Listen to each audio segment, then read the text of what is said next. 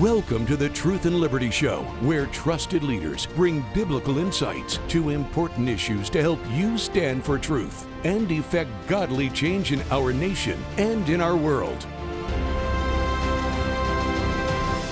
Hello, everybody. Welcome to Truth and Liberty. On today's program, we're going to be talking about a subject that affects literally everyone in America.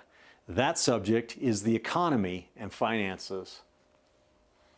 We're going to look at how the economy is performing, but also at the stock market and how to invest biblically. America's economy right now is in a bit of an uncertain place. Some statistics look good, others not the best. Also, some statistics that usually perform in certain ways relative to others, like the relationship, say, between gold and inflation, are not doing so right now. So it's creating some uncertainty out there.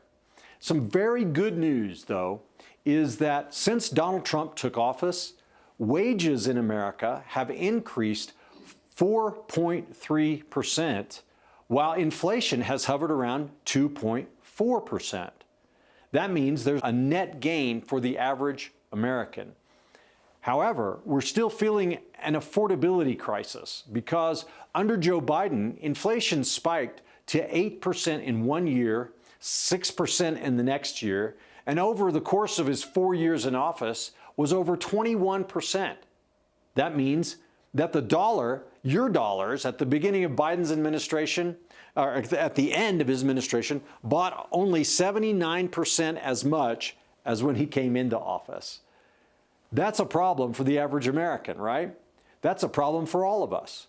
Even now, inflation has still not been fully subsided to pre-COVID levels, but it is within normal. And that's because Biden, the reason it hasn't fully subsided is because Biden and the Democrat-controlled Congress under him pumped $4.7 trillion of printed money into the economy, flooding it with cash. Here we see the inflation chart. You can see in 2021, that number is 7, some say 8. The next year, it's 6.5, some say 7. And slowly came down to 2.9. Now, under Donald Trump, it's back to 2.4, which is actually in the normal range. And so to control this inflation, you guys know what happened. The Federal Reserve spiked interest rates dramatically. The prime rate, which is the benchmark, went from 3.25 during COVID to 8.5% by July 2023. It's like slamming on the brakes on the economy. Interest is literally, the way to look at interest is it's the price of money. If I want to get money, I have to pay for it, and that's called interest, right? So the higher the interest, the more it costs to get money. This means for businesses and consumers alike, it costs more to borrow. And businesses borrow to fund capital expansion and other things. Higher interest rates mean economic activity slows down. Unemployment during COVID went through the roof, almost 15%, as you can see on this chart here. It began to come down afterwards and reached a low of about 4%. However, because of the higher interest rates, unemployment that were elevated to control inflation, unemployment began to slowly rise. Remember, high interest rates slow the economy, so unemployment rises. It's harder to get a job, right? So right now you can see it's inching up. It's now at about 4.4%. This is not Donald Trump's fault, I repeat. This is controlled by the Federal Reserve. And in my opinion, it's time to start bringing those rates down even quicker. All things considered, 4.4% is not a bad unemployment rate at all. Historically, it's below average. But folks are concerned because it has been edging up ever so slightly since about 2023. But let's look at the bigger picture. Let's look at the question of national debt. Right now, our debt as a country stands at $38.8 trillion. This chart I've got up here is a little bit out of date because it's rising so fast. Right? This chart shows the growth of the national debt since way back 1925. But you can see the meteoric rise, like a rocket ship, since the 1980s. And beginning in 1985, you see it beginning to just absolutely take off. The total debt in our country matters, and it matters a great deal. $38 trillion is a sum that is so large, so astronomical, that it's literally beyond comprehension how we could ever pay it off. But, as a matter of current economic performance, and even long-term projections as to how we could get this debt under control, another figure that matters is what is the debt as a percentage of our gross domestic product, or GDP. GDP is the amount of wealth that the nation creates in a year, all right? And in 2001, our national debt compared to our gross domestic product was 55%. That's like someone who makes $100,000 a year in salary and has total debt of $55,000. And they're able to satisfy their debt payments, not a problem, right? But you can see that it stayed at close to that level in America until about 2009. And you might remember what happened in 2008 and 9 was the so-called Great Recession, brought on by the federal government manipulating the real estate industry and the stock market. The Great Recession came on and there was a housing bust and a huge recession happened. And then Obama gets elected, and what does he do? Remember the bailouts? Remember the stimulus? Oh, we've got to stimulate the economy. This is Democrats again coming in and pumping trillions of dollars into the economy, buying great corporations, not letting them, go under because they're, too big to fail and all of that nonsense.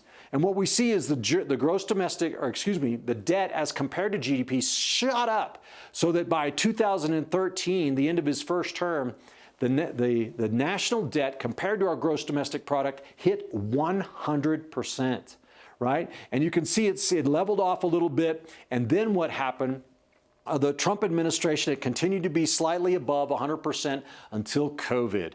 COVID in 2021 brought on this massive expenditure by the federal government because we bought into this lie, oh, the government is the one to stimulate the economy. The government is the one to rescue everything and everybody.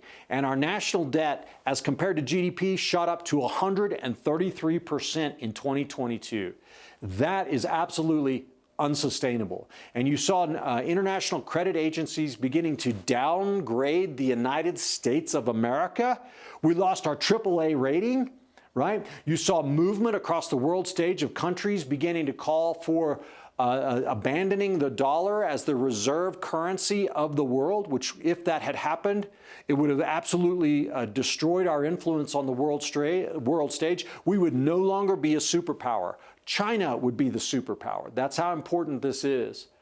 After COVID, the economy released from the draconian restrictions of the leftist regimes across America and the lying CDC in Washington, the economy started growing again. And as a percentage of GDP, you can see that the national debt has dropped back down now to 120%.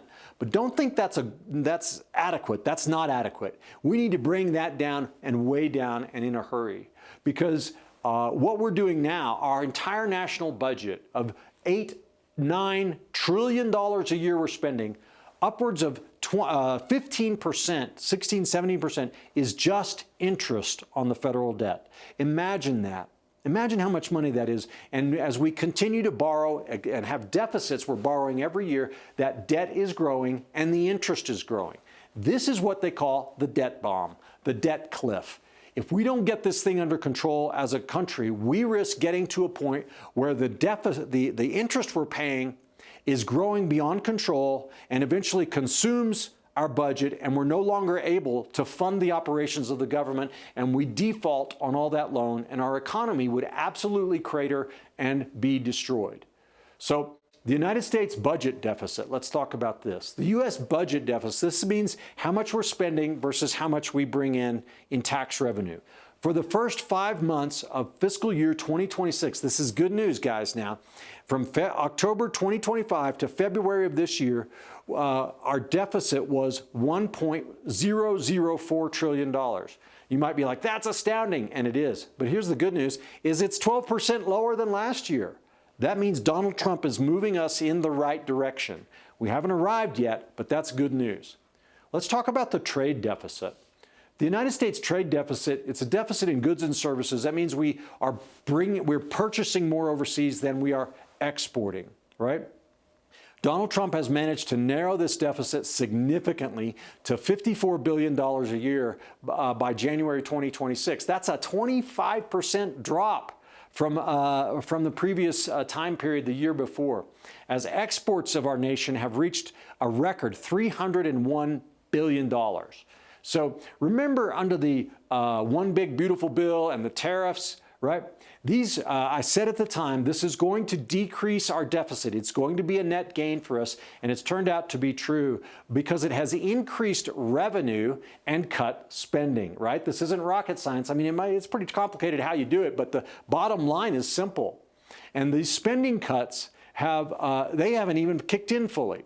So Trump is reducing the burden also by reducing federal regulations, which relieves businesses from unnecessary costs and allows them to grow and employ more people and generate more wealth and pay more in taxes. So Donald Trump has also shut down the border with Mexico, the southern border, and is removing illegal aliens.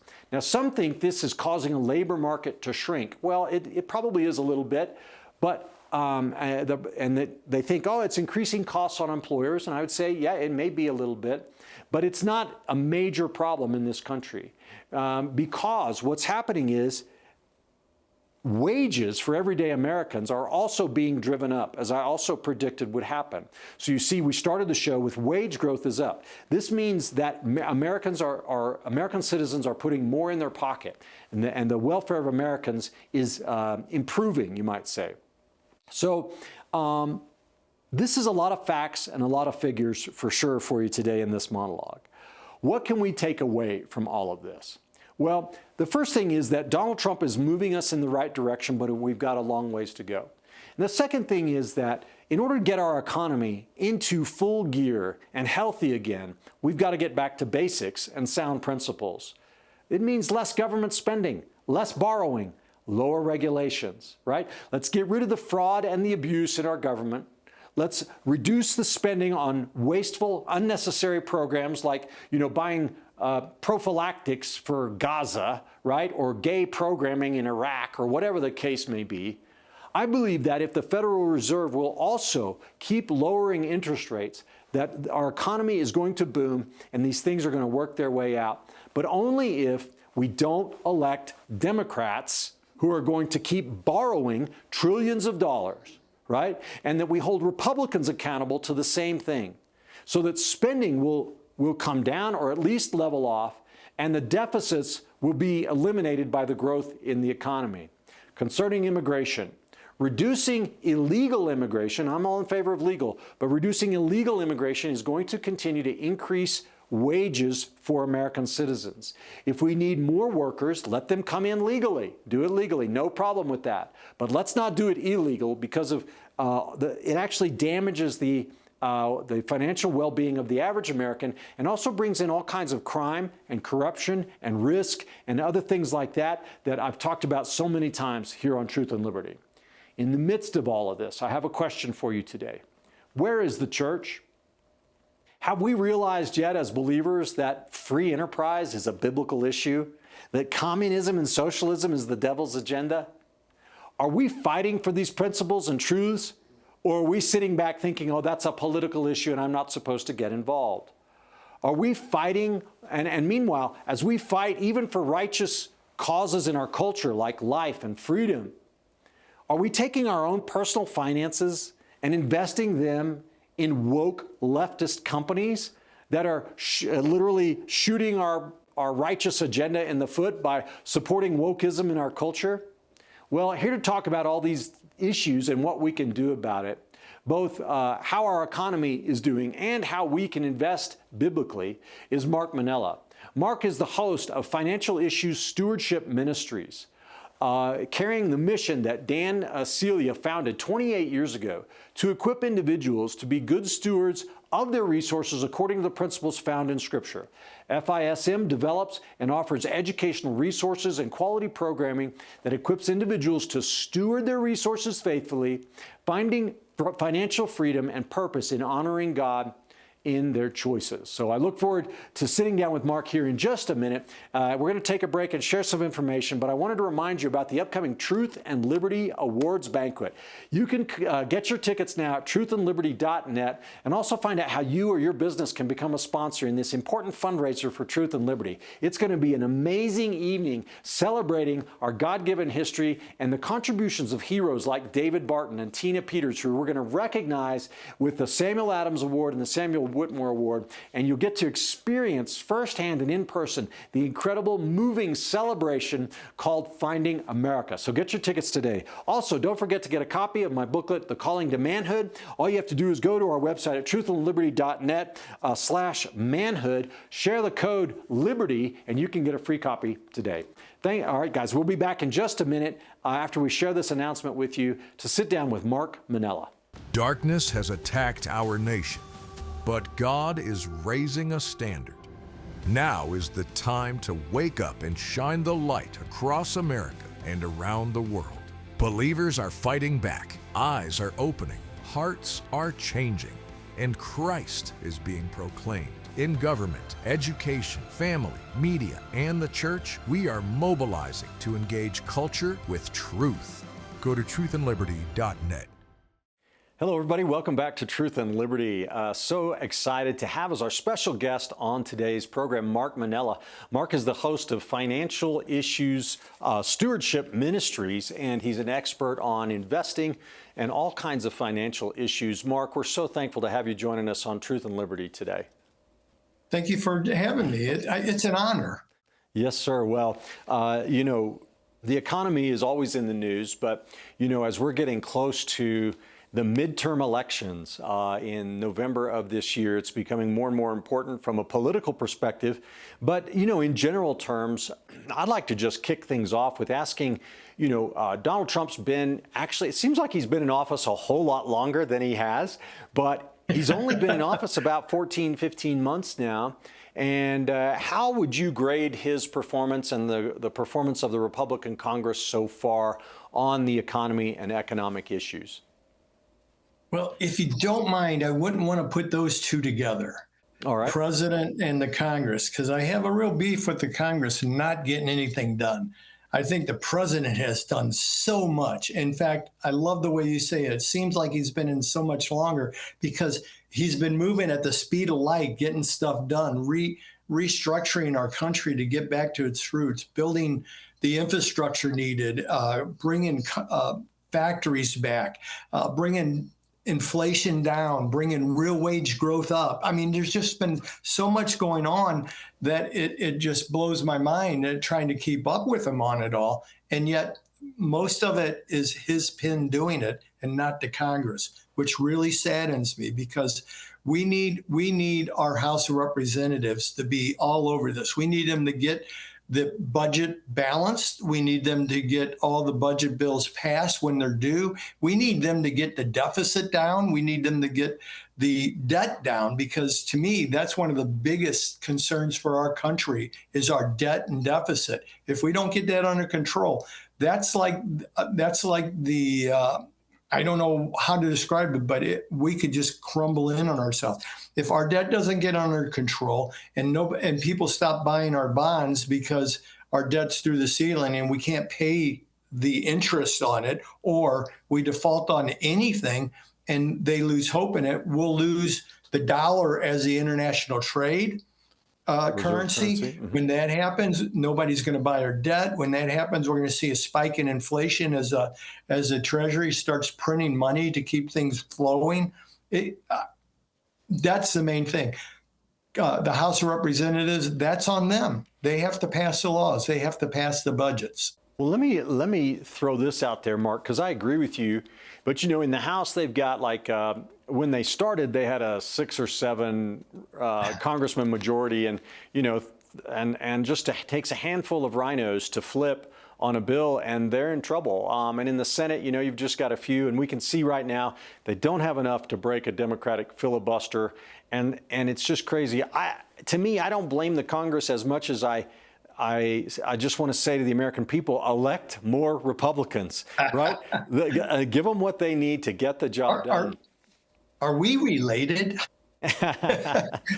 The words coming out of your mouth are what I'm thinking all the time. Yeah. I do blame the Congress for this, but whose fault is it if there's people in there who won't do their job? Yeah. Well, it's your or mine. It's a citizenship. It's something I call citizenship stewardship. We need to steward this government. God gave us this country, this incredible country, and as citizens, we need to steward this. We need to vote in people who are going to do what they say, people who really are strong conservatives who will balance the budget, who will bring down the debt.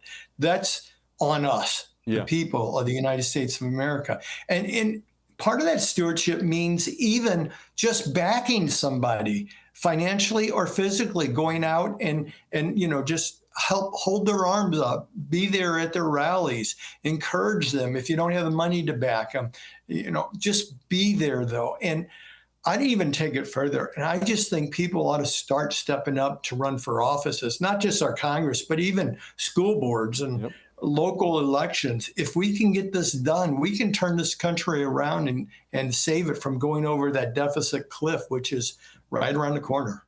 Yeah, now you're preaching my message, because here at Truth and Liberty, that's what we're all about, is getting people engaged. It's just so critical. We especially as Christians, we know the truth, and we have a responsibility to stand up and to be salt and light and to make that difference. Sometimes it's a little unfair to blame the ungodly in the world because they don't understand these things necessarily, right?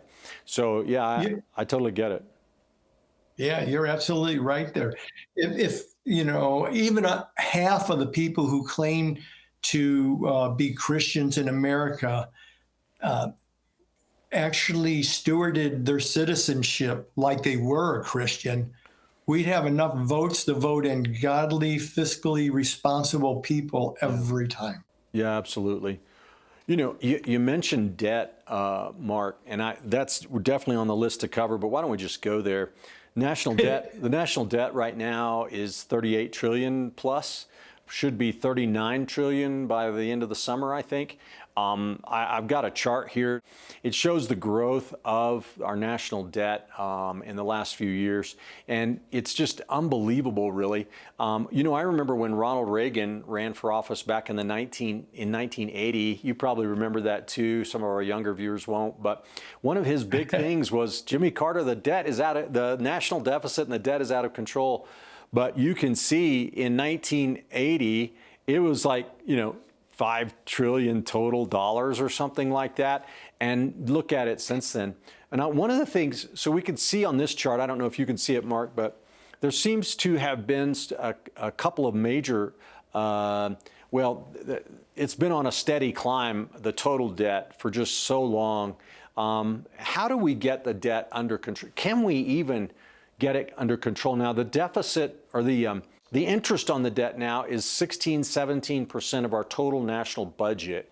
How are we ever going to get this thing under control? Yeah, it's quickly approaching half of our budget, which is really scary to me. Getting it under control isn't that hard.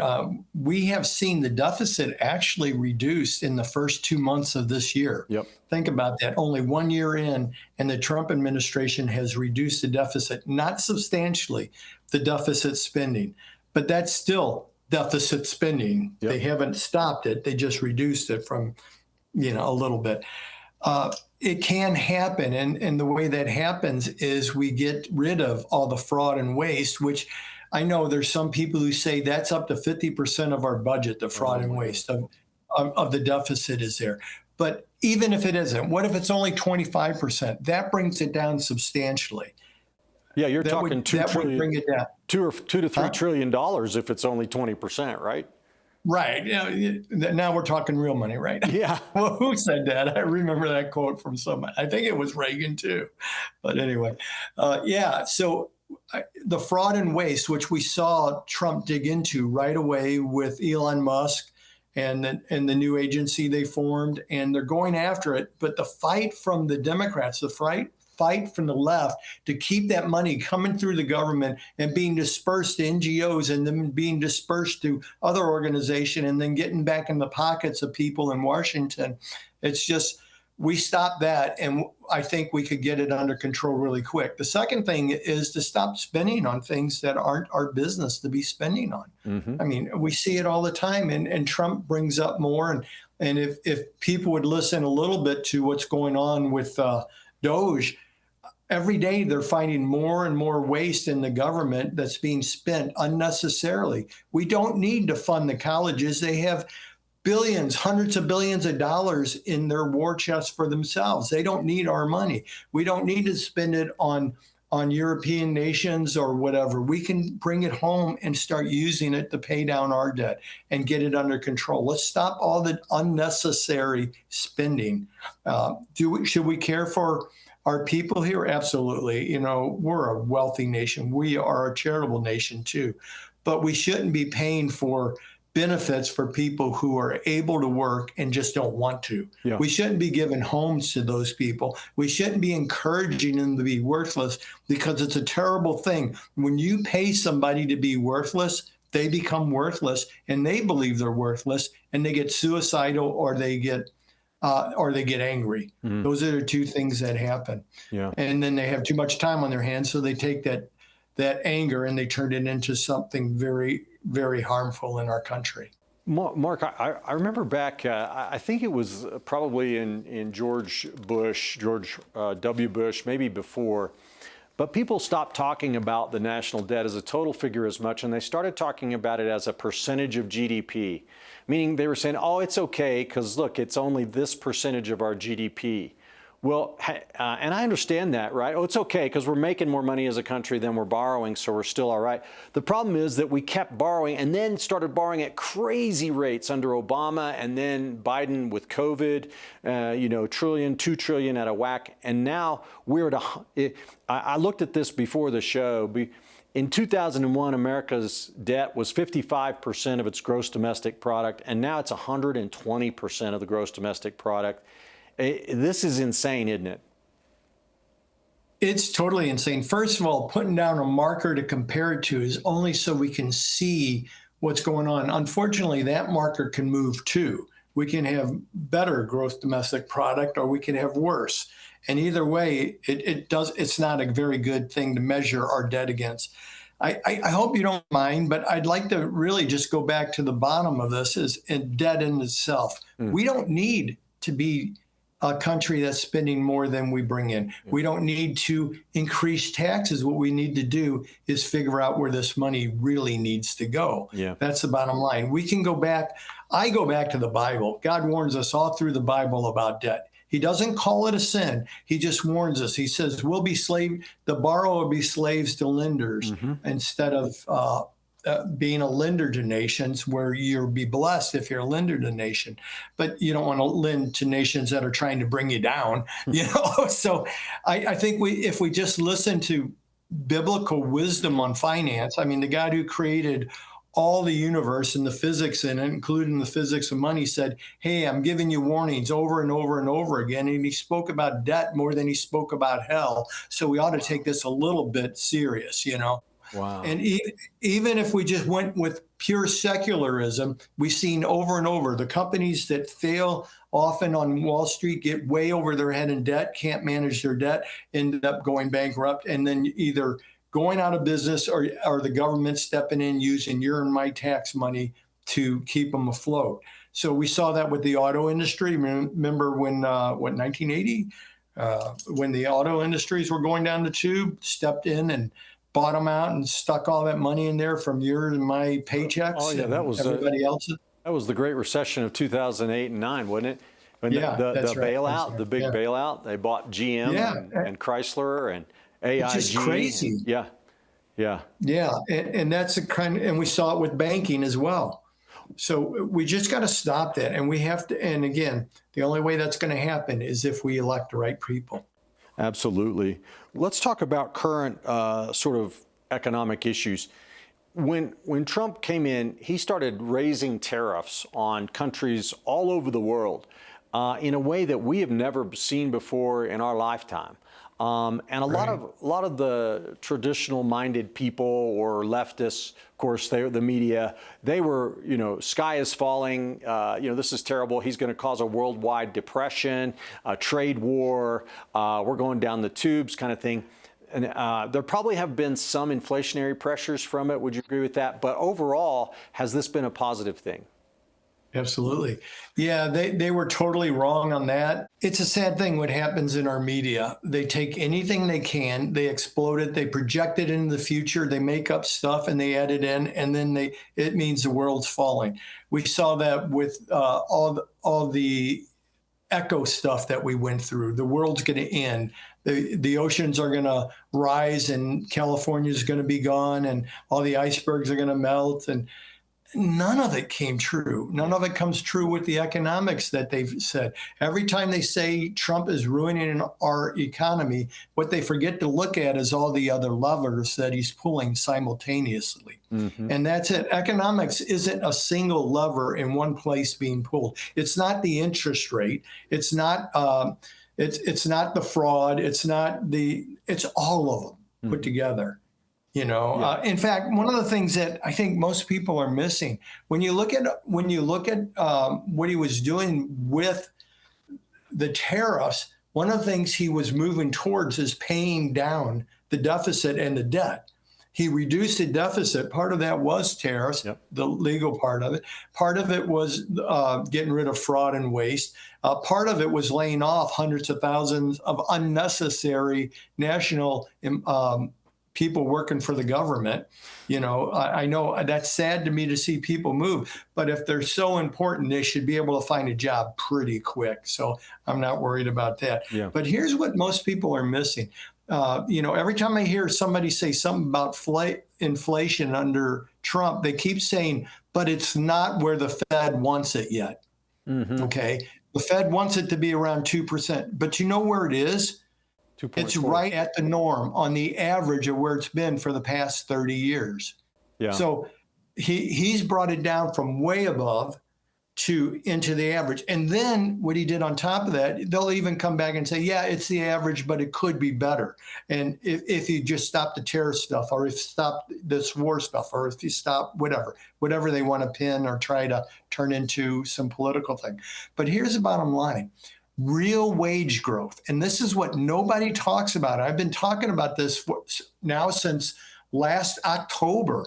Real wage growth is higher than inflation, meaning right now, if inflation is 2%, we're at 3.5% real wage growth. Think about that. The average hourly wage is up 1.5% above inflation. So it doesn't matter if inflation was 10%, it means real wage growth would have been 11.5%, which means you're ahead of the game no matter what. So think about all the different numbers they're not giving everybody out there. They're not letting them know that, the inflation is still higher than what I'd want it to be, because I'd want it to be way down. I'd like it to be zero. Why does the central bank get to determine the inflation rate in our country? And most people don't even know it. It's central banks around the world, including our Federal Reserve, that determine what inflation minimal is. Yeah. They actually determine that by how much money they print or how much they put into the market, because it's just more money chasing the same goods is what inflation is. So why don't they tell you, inflation is this amount, but the average worker is doing better because real wage growth is higher than inflation, which means your income is inflating faster than the goods you're chasing. Yeah. And Mark, under Biden's administration, we saw inflation hit, I think by some markers, 8% in 2022, and then it was 7% in 2023. Throughout his four-year term, though, we're talking 21% inflation. That means that at the end of Biden's administration, the dollars in your and my pocket only bought 80% of what they would have bought before he became president. Is that just another form of theft? I mean, my goodness, that's incredible. Yeah, we do say Biden, but we know it wasn't him. We know it's his administration, the Correct. people behind the auto pen, the Well, people and the behind. Democrat-controlled Congress, with the Exactly. one more point on this, and I'll let you comment. But you remember they passed the Save America Act and the Inflation Control or whatever they called it Act. And what did they do? They pumped $2 trillion of Yeah. free money into the economy. It's crazy. They're very good at mislabeling bills and taxes and Right. all that kind of stuff. They're very good at that, and that's really a shame. But we do have hope, Yes. don't we? Because we've seen in the 12 months, the 14 months, what Trump has been able to do. Now, if we could get Congress to codify those things instead of being executive order, we could see a country move in the right direction pretty quickly. We could see this country turn around. I really thought it would take Trump over 4 years to get done what he did in the first year. I wasn't expecting that. I was so thrilled to see what he did because it felt like we were headed down the rapids to the waterfalls way too quickly with the debt and everything. Yeah. And then we start seeing him do all this stuff, and I kept saying, "Yeah, but the debt. Yeah, but the deficit," and nobody was listening. And then I see, oh, he has all this under control here, so that he can now start moving the levers over here. Yeah. The guy, his administration is genius. Well, yeah, the One Big Beautiful Bill, I think, is an illustration of what you're talking about. When it came out, I studied it, and I did a show and a few articles on it saying this is actually a very good step forward. It doesn't solve everything, but they were claiming, oh, it's going to cause, trillions of dollars of debt and so forth. But in reality, they weren't counting the benefits that were going to come into the economy from this thing, including his tariff plan, and we're seeing it already come to pass as the deficit is coming down. Yeah, they never do. Economics is like weathermen. Economists are like weathermen. They're wrong more than 50% of the time, but we still turn them on TV every day to find out. Right. I'd like to go back to one of the things you mentioned about inflation. Yeah. The Biden administration caused our dollar to devalue or the cost of goods to increase substantially. And then when Trump came in and brought inflation down by a fourfold, bringing it down to 2.5%, everybody's saying, yeah, but so they switched the narrative to affordability. Well, yeah, everything costs substantially more, 20% higher than, or 40, substantially higher than it did when Biden came in. Bringing down inflation does not mean bringing down the price. So they went to affordability to try and make it sound like, well, he's done nothing for affordability. I did a little research. Let me share something with you here. Sure. Used cars and trucks, they're down 25% since the Biden administration. Shipping and freight rates down 75% since the Biden administration, which then ripples through everything else because you ship everything, right? And you freight. Lumber, it's down 65%. That means the cost of a house going up is substantially cheaper. Gasoline, it's down to 40% less than it was. Now, maybe it's only down to 35% less because of the spike we have right now. But think about that. Even during a war, even when oil is being threatened, gasoline is less than it was during Biden by substantially. Okay. Fuel and heating oil down 35%, natural gas down 50%. I mean, it just goes on. Appliances down 7.5%. So affordability, yes, he has made it more affordable to live in America. He has done that. This administration has moved on that. And a lot of that has to do with bringing oil prices down. Some of it has to do with getting rid of the fraud and what's going on. A lot of it has to do with bringing manufacturing back to the United States. Mm-hmm. So we just see a lot of great things happening. You started this with asking me what kind of grade would I give him? I'd give him an A+ at this point. Wow, that's awesome. Well, let me talk about immigration with you for a second, Mark. Immigration has illegal immigration and the enforcement of immigration laws. So, some people are saying, oh, you're kicking out the illegals. That's making a labor shortage, which is causing employer, causing prices to go up and all this sort of stuff. What's your take on enforcing the law? Does that hurt the economy? Well, that's only if called a they're loaded bad question. laws to begin with, but these aren't bad laws. You probably remember as I do. I remember, I don't know, back in the 70s or 80s, you could go back and forth on the border without a passport. You just had your driver's license. You go back and forth, no big deal. People came and went. And one of my favorite guitarists, Carlos Santana, used to go back and forth from San Francisco down to Tijuana. Never had to have a passport or anything. That's the way it was back then. But they didn't get benefits for coming into our country. Mm-hmm. They came in legally, showed their ID and came in, but they couldn't file for benefits. They couldn't get housing. They couldn't get food stamps. They couldn't get all these benefits that the liberals have now given to everybody and anybody. Now, I'm a compassionate man. If I see somebody hungry, I want to feed them. But if we're telling the world, anybody who's hungry, come on here and don't worry about coming in properly and just take advantage of our country, we're going to go down the tubes.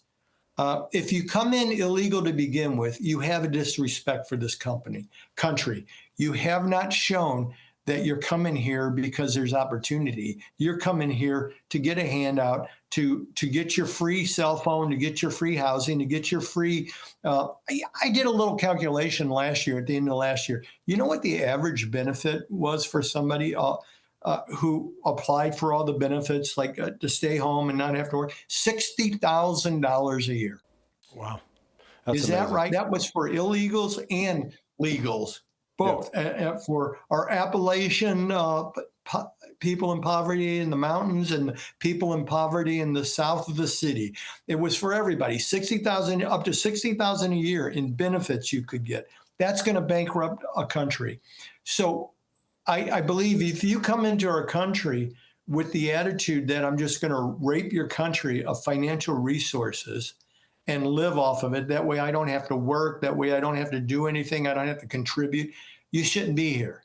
Yeah. You're not welcome. That's the way I feel. Well, if you're coming in and you see our country as a place of opportunity, you see it as a wonderful God-given country where founded under Christianity to care for one another, and you come in respectfully and you say, I want to be a part of this great thing that God created, you're welcome here. And I want you here because, my grandpa came from Italy, you know, and he worked hard. My dad, was born here, but he worked hard. I know a lot of immigrants who came here legally, and they're really ticked off about all these people coming in just to take advantage of us. And it's just wrong. Yeah. Well, Mark, let me ask you one follow-up question on immigration real quick and this whole wages and stuff like that. If the nation is flooded with illegal workers, that means there's more workers, which means the price for work goes down, right? But if we control immigration, that means the price for work will go up, which helps American workers, doesn't it? It should, yes, absolutely. Yeah. I agree with you on that. That's an excellent point in the sense that oftentimes in the past, we used immigration just that way. There was only so many green cards given out. There was only so many work permits given out at the border, at both borders, actually, So we saw that happen properly. But what we're seeing now has nothing to do with work. It really is. It's really just a socialist agenda to bankrupt our country. Yeah. And once they bankrupt our country, then we have to fall into the one world order. And I know that sounds like a conspiracy. No, thing, not on this show. It's a reality. Oh, not on this show, it doesn't. Yeah. It's a reality. If you do your studies, if you look into it, you'll see it's absolutely true. It's part of the agenda, and they almost won, if not for the Trump administration. Yeah. And now, tell me this. I want to talk about biblical investing and this sort of thing. But right now, the election of Donald Trump, this administration, God has pulled this country back from the precipice, and now I think the Lord is saying, okay, church, how are you going to respond to this opportunity I've given you? Are you going to sit back on your hands again and pretend like it's not your responsibility, or are you going to rise up and do what needs to be done to turn this country around? Do you sense that same thing or have any thoughts about that? I am so glad you brought this up, because this election coming up this year, this midterm election, will either make or break this country. I know they say that every time. I never agreed with them in the past, but I do now, because we're so close to that deficit cliff. We're so close to that debt cliff where we may never recover. We will recover, but it could take tens of years to recover if we don't get it under control now. So as citizens of this country, you have been given stewardship over the best country in the history of the world. And you need to get out there and vote. You need to let people know what's really at risk. Your lifestyle's at risk, your children's lifestyle, your children's children. But even more than that, what most people don't realize, we are the final frontier of keeping communism and socialism from taking over the world. We're it. That's it. Great Britain has already fallen. They're more Islamic than they are Great Britain, than they are England. They're being controlled by socialists and communists now, and we don't have them anymore as our partners like we thought. They weren't even there when Trump went into Iran. Think about that. Yeah. They wouldn't even let us land our planes on their bases. Mm-hmm.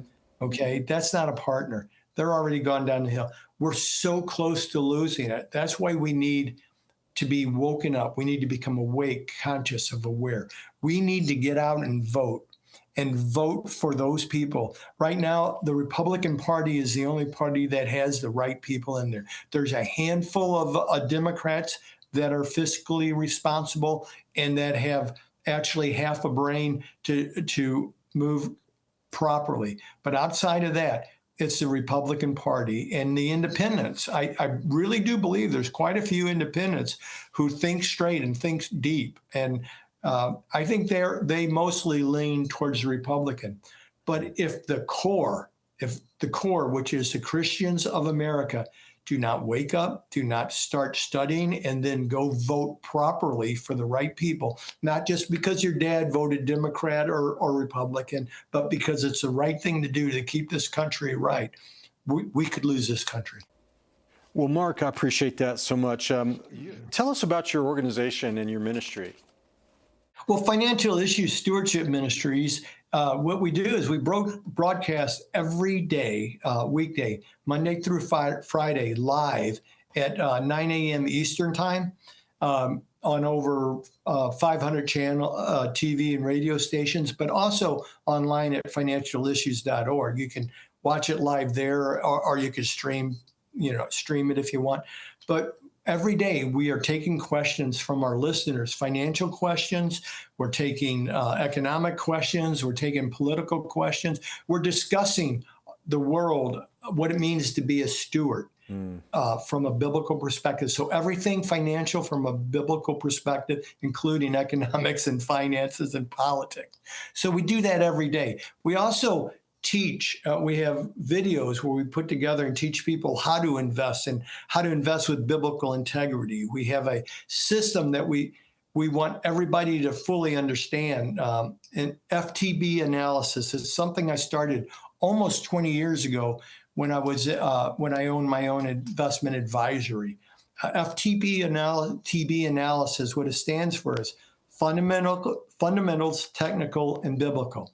We start with the biblical. The first thing is you put all the stocks in the world, in the United States or whatever you're looking at. You could look at World 2 on the desk, and you say, which of these either honors God or at least does not offend God or grieve his heart? Meaning they're not involved in using and abusing people like prostitution, sexual immorality, abortion, pornography, slave labor, like China, or other things like that, including the LGBTQ agenda. We first of all, we screen them all, and we take anything that does not pass the BRI, the Biblical Responsible Investing Screening, off the table.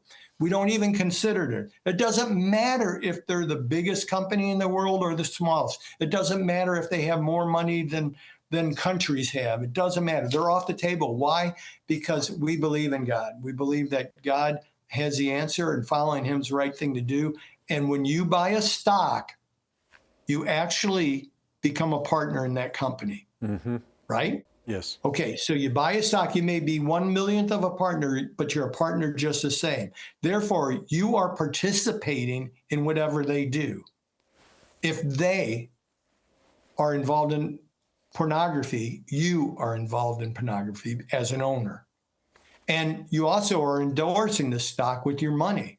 And the more people that buy the stock runs up. So you're giving them more power. When you give them more power, they buy more ads on television and radio and streaming venues that give the message that they want, not that God wants. And that message is do whatever you want, use and abuse whoever you want. Why is our society like it is? Because just follow money. Take it to the top and it goes to Wall Street. And it's the large corporations that everybody is investing in right now that it's their money who determines the media. It's their money that determines the news. It's their money that determines how films are made and what the messages are going to be. So when we stop putting money into those companies and move it to the companies that don't break God's heart by using and abusing people or causing people to stumble on their way to Christ or with Christ, then what we'll see that impact on our society. So that's called investing with biblical integrity. So we help people learn how to do that and still not have to compromise returns or their values. And by doing that, we affect society and we affect the world. That's amazing. So is that information or whatever, is that on your website, or do we need to listen to your show, or both? Yeah, or both. Yeah, I like the or both. You like the or both? A lot of the information's on the website. We have some of the information is in what's called a Partners Hub, and that's where we list a lot of stuff. We have some technology that we have to pay for, so we charge a very small amount to get access to that. It's like $130 a year.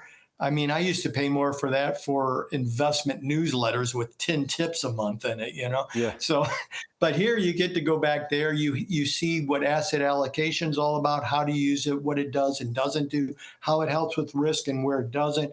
You see our buy, sell, and hold alerts. You have videos on how to invest and how to start investing. Some of those are on the front end too, so you don't have to worry about that. But our whole goal is to help educate and equip Christians to invest like a steward, a godly steward, and to help them understand the fullness of stewardship. A lot of people don't understand that. Here, for example, there's a real big deal going on right now. President Trump signed into effect a new thing. It's called the Trump Kids accounts. Trump accounts. Have you heard about that? Yeah, Trump accounts. Okay. Sure. It's a neat idea, isn't it? Immediately, the left started saying it's just for rich people and stuff like that, but it's not.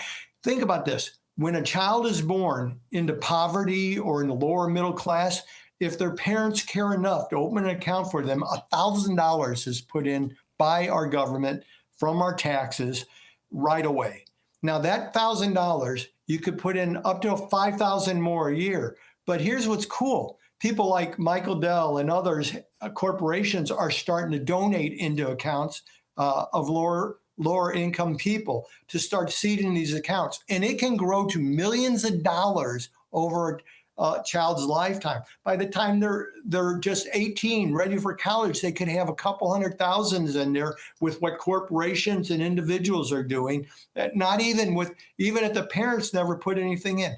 It's an incredible thing. And it's like an IRA for children without having to have income. Okay. This is excellent. The issue is if you do put money in there, there's only one thing you can invest in. And the way it reads is an S&P 500 type index. Now the S&P 500 has 500 of the largest stocks that meet certain criteria in it. Unfortunately, 40% of those are in abortion, pornography. They are in companies that back sexual immorality. They are in companies that use and abuse their workers. There's so much ugliness in there that I could not, as a Christian, partner with those companies through my money or the money. I mean, imagine opening an account for your for your grandchild and putting money in it, but only being able to invest in companies that kill babies or create pornography or use women as use and abuse women through pornography. This is awful. So what we're trying to do, the concept of stewardship would say, I can't invest in those because I become a partner and I'm participating in increasing these kind of ugly things in this world, right? So what we want to do is get a petition together, and we started this petition just recently. You could go out to TrumpAccountsForAll.com, TrumpAccountsForAll.com, read the petition. It's very respectful. We love what you're doing, Trump and administration. We love the idea of these, but could you give us an investment option for the faithful? Don't leave us out. Don't leave us out. Yeah, that's awesome. So what you're doing is asking in the petition, asking the Trump administration to open up this plan so that other values-based, Bible-based investing strategies can be used for the funds in these Trump accounts, right? Yeah, we're absolutely. That's exactly it. That's exactly what we're trying to do. We're not telling them they have to take the S&P 500 out of there. Yeah, that's not part of it. What we are telling them is we want them to include the faithful, include those people. You can keep the S&P 500 in there, but give us an index like one of the Timothy Plan indexes. Yeah. Give us something like that would allow us to invest in it as well. Yeah. So how do people sign on to this petition? They go to TrumpAccountsForAll.com? Right. Or you can go to financialissues.org. It's a few less typing strokes. And right at the top of that is a banner. You just click on that. It'll take you to the petition so you can read it and you can see how we are honoring the administration with this. Yeah. We're not being rude. We're not saying, why are you leaving us out? We're just saying, please give us this option. Write it into the law. Because as soon as Trump's out of office, let's say that somebody on the left gets in, they could stop us from investing in something that was biblically responsible. Yeah, so let's get it into the law that there has to be an option also for biblical responsible investing in there, so they can't take it away. Yeah, absolutely. And so people, where do they catch your show as well? Is that on financialissues.org? Yeah, that's a place I really recommend people go, because you can watch it there. You can log on when it's time for the show to start at 9 a.m. Eastern time, Monday through Friday. And there's a chat in there, and there's hundreds of people in the chat, great conversations in that chat. You can participate. You can call in to our show and ask questions live, or you can put them in the chat. We'll deal with them there. Obviously, you could email us as well. Well, Mark, there's a little button for "Hey Mark" questions, we call them. Hey Mark, I was wondering about. That's fantastic. So Financial Issues Stewardship Ministries, Mark Minnella, it's been awesome having you on Truth and Liberty today. Very educational. Thank you so much. Thank you for having me. You made it so easy. What a blessing to be here. Thank you. Folks, I wanted to remind you about the Truth and Liberty Awards banquet coming up on May the 1st of this year. We're going to be recognizing the amazing contributions of David Barton and a local hero named Tina Peters, who stood up for election integrity and is spending 9 years in prison today because she dared to challenge the status quo. Guys, also, I'm going to remind you about our free booklet today. It's my book, The Calling to Manhood, and you can get this for free by going to truthandliberty.net/manhood. If you want to get it for free, just share the code LIBERTY, and we'll give you a 100% discount on that. Thanks, everybody, for watching today. God bless you all, and we will see you again next time here on Truth and Liberty.